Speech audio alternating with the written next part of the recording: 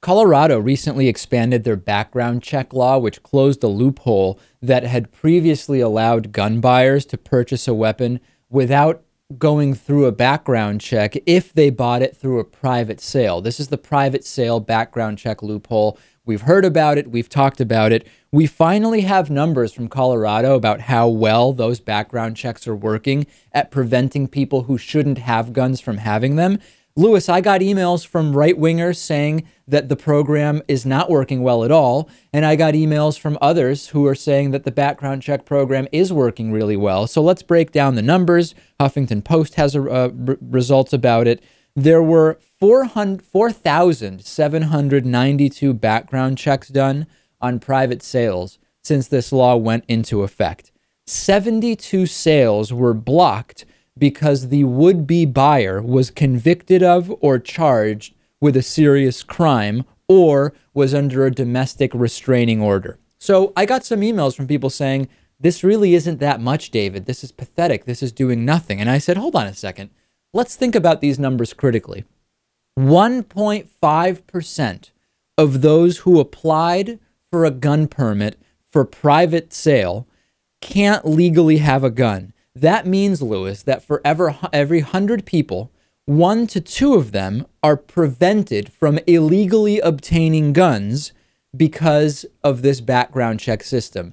That doesn't even consider, Lewis, the number who, realizing that they can't legally get a gun, won't even apply. Now, yes, some people will circumvent the law and buy a gun on the black market or illegally, but it's a numbers game. Not all of them will. And Lewis, when we think about 1.5% of private sales were people who shouldn't have guns and could have gotten them were it not for the background checks, we're talking about hundreds, thousands if we have a full background check system across this country. I think this is actually a big deal.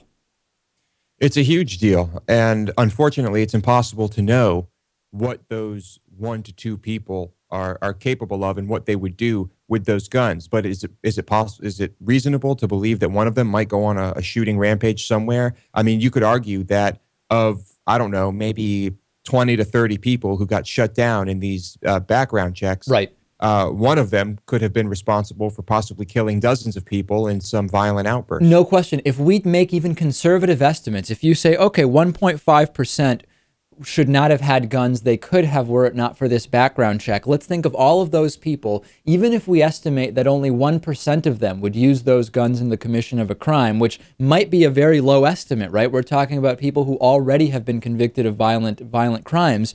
You are blocking many crimes. Factually speaking, many crimes were prevented from this. And the other side of this, Lewis, we have to remember is we hear from the right that background checks are somehow less freedom.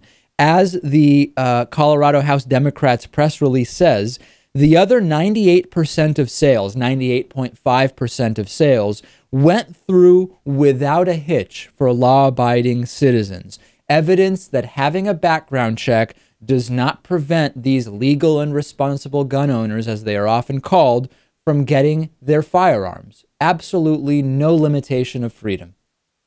Yeah, and I think the only real hurdle to this, of course, is the gun lobby, those who want to sell more guns, and the people that have been bamboozled by the gun lobby.